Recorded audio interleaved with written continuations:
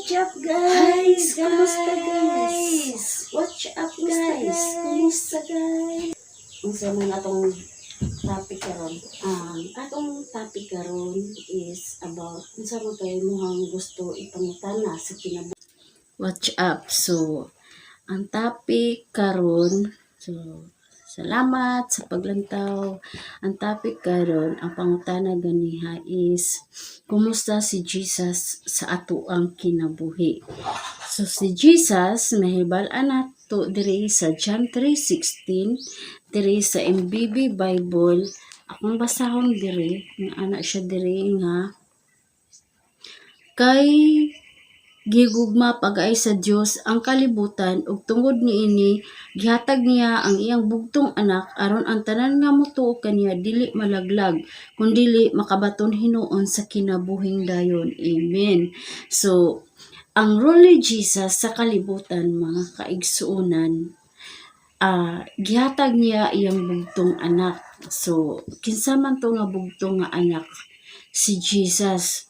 So gihatag kay gihigugmaman sa Dios pag-ayo ang kalibutan, iyang gihatag ang ihang bugtong anak. So si Jesus gihatag. So nahibal-an nato nga gilansang si Jesus sa krus. Kay nga naman tungod sa mga sala sa mga tao nga ihang gitubos.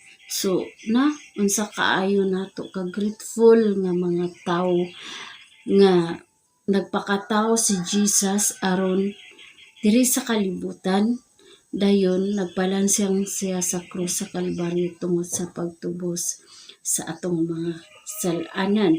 So ana ra nga nindot kaayo di ay nga ang ato ang kinabuhi, ang atong kaugalingon is gipakamatyan ni Jesus dito sa krus sa Kalbaryo. Sala nga nganong gipakamatyan man ta ni Jesus sa sa krus sa Kalbaryo. Yes po. Kitang tanan nakasala. Amen. So kitang tanan nakasala. Diri sa Roma 3:23 kasala ang tanan ug nahilayo sa himaya sa Dios. So kitang tanan mga sister nga nakasala ta sa nahilayo ta sa himaya sa Dios. So walay exempted. So kitang tanan nakasala sa himaya sa Dios. So kitang tanan nakalapas, kitang tanan makasasala, kitang tanan nakasala sa pulong, sa buhat ug sa hunahuna. So mao to nga si Jesus Christ nagpalansang sa krus sa Kalbaryo tungod sa pagtubos sa atong mga kasalanan. So ana ra nagpalansang si Jesus sa atong mga tungod og alang sa atong mga sala. Gitubos niya ang atong mga kasalanan dito sa krus. Kanang unsa man atong buhaton nga karon nga nahibal-an na nako nga nagpalansang dae si Jesus sa krus sa Kalbaryo. Unsa man akong himuon. Pero gihapon nga pangutana igsoon. So dinhi sa kalibutan na ay mga rules ang regulasyon nga tungdanan sa matag tawo, na siya commandments, na siya mga sugo nga siya sugo, na siya mga instruction. So sa matag higayon, sa matag panahon, sa matag adlaw nato nga panginabuhi, na instruction si Jesus sa atong kinabuhi. Ang dili gusto si Jesus nga imong buhaton kanang buhat kag maayo o dili. So duha ra ang gipangayo ni Jesus nga magkinabuhi ta nga walay katapusan inig abot unya sa paghukom.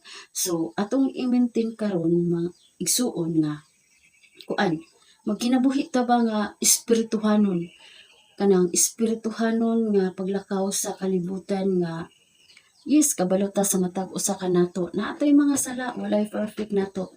Matag usa nato, ang perfect katurang gangalan o perfecto. So sa tanang mga tao diri sa kalibutan, nakasala tang tanan. So naay kuan ang Ginoo, naay mga rules, naay mga commandments nga dili nimo angay buhaton sa kalibutan maayo or dili. Kana bang mahimuot si Jesus sa imong kinabuhi kanang Lord, kaning buhaton ako kanang naay Holy Spirit nga magagiyan nimo sa matag adlaw.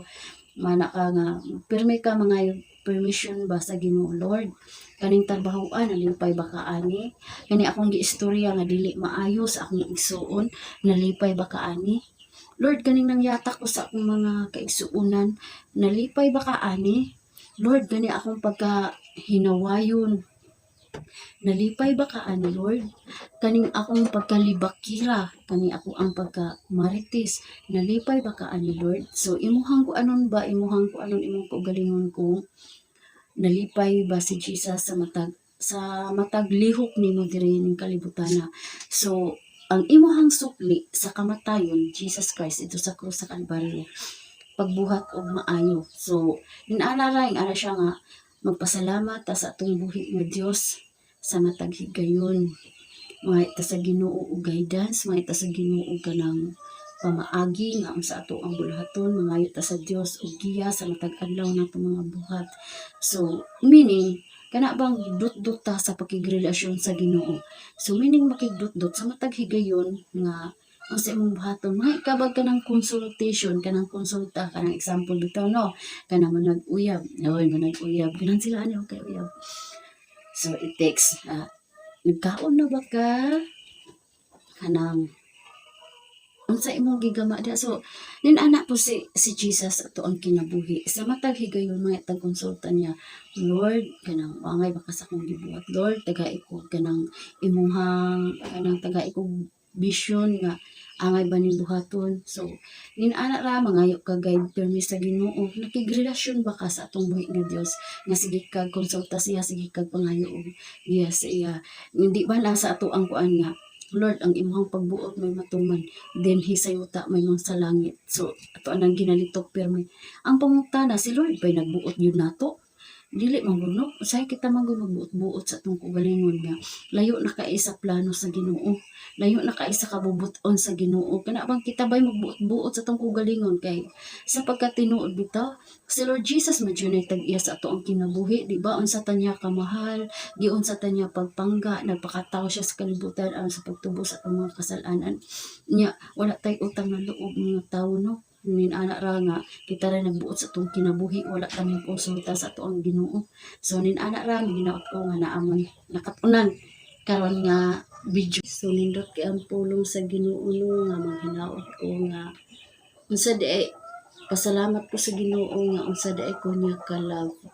So salamat sa pulong igsuon, salamat sister sa imong pulong nga gipadangat. Ito salamat kay sa pulong sa Ginoo nga imong gipa abot kanako nga naa ko'y nakatunan karong adlaw sa imong wali sister. Hinaot ko nga imong i-apply sa kinabuhi ang ako ang gibatbat karon nga pulong sa Ginoo. Di mo kini iselsil sa imong alimpatakan ug sa imong kasing-kasing igsuon. Salamat igsuon. Thanks for watching. Follow more. Please subscribe to YouTube channel. Guys, please subscribe. Follow nyo ako para updated mo sa susunod na video. Salamat. Thanks for watching. Bye guys.